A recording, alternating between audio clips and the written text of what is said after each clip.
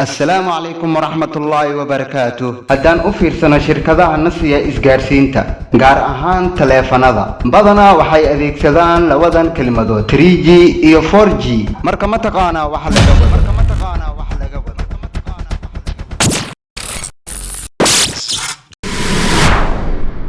waxaan rabaa qaybtan inaan kugu sharxo labadan kelimad iyo kelimado oo dheeri ah waxa ay kala yihiin iyo farqiga u dhaxeeyo marka koowaad kelimada 3G waxay u taagan tahay taqniyada jiilka saddexaad ee wireless communication ama isgaarsiinta aan fiilada lahayn sida moobilada aan gacanta ku qaadano sax sug wali ma fahminaan filaa wali su'aasha isweydiinayso ayaa ah maxaa waaye jiil ama generation ama fac isug anaa ku waadixayna marka koowaad fiiri moobilka wuxuu leeyahay sim card ama laf marka laftaasi taqniyada ay isticmaasho waxaa la dhahaa GSM waxaana laga soo gaabiyay Global System Mobile marka GSM kaasi wuxuu soo maray waqtiyo kala duwan midaas ayaa kaliftay in la dhaho jiil cusub magac cusubna loo bixiyo waqtigaasna wuxuu ka soo bilowdaa 1981 oo ahaa jiilka koowaad ama GSM waqtigaas wixii ka horeeyay waxaa la dhahayay 0G ama EberG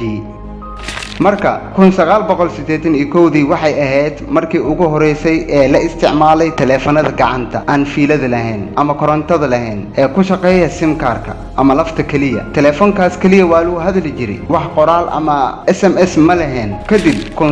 1992 waxaa soo baxay taqniyad cusub oo iyadan lagu magac daray 2G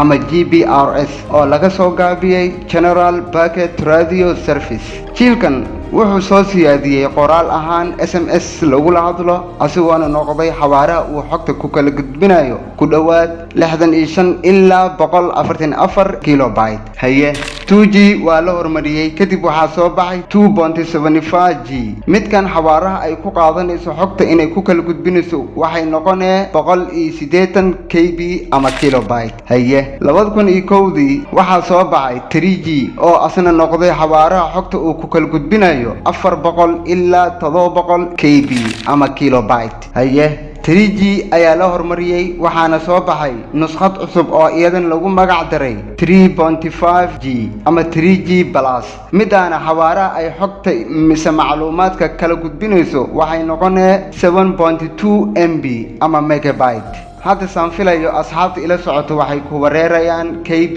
kilobyte ama MB megabyte maxaad ka wadaa haddaa rabtid inaad sii ogaato waxaan ka wado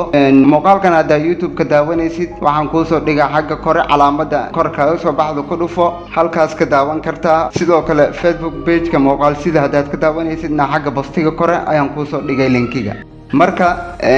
7.2 MB midaas waa midda noo suurtagelisay internetka inaan kala degno dukumentiyada iyo muuqaalada oo markii hore aadan awoodi karin inaad wax ku degsatid waana jiilka noo suurtageliyay inaan internetka ku xiriirno anagoo taleefanadayna isticmaalayno sidoo kalena si muuqaal ahaan isku aragno oo video call aan isku wacno markaas kadib 2001 waxaa soo baxay jiil cusub oo iyadan la dhaho 4G jiilkan xawaarihiisa uu xogta ku kala gudbinayo halkii second waa 100 ilaa 1 GB macnaha waxaad daawan kartaa muuqaalada ku jiraan YouTube-ka ayadoo tayadeeduna ay tahay HD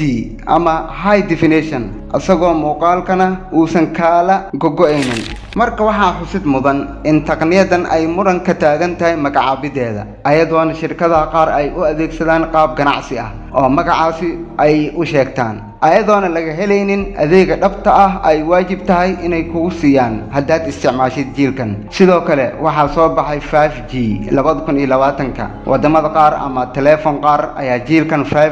5G isticmaalo marka hadda waa ila faantay ayaan u malaynaa 4G iyo 5G waxa laga wado xitaa wax uun waad ka faa'iiday ayaan u malaynaa insha Allah balanteen waa qayb cusub oo barnaamijkan ku saabsan waa walaalkiin Yacquub Abikar Cabsamad wassalaamu calaykum waraxmatullaahi wabarakaatuh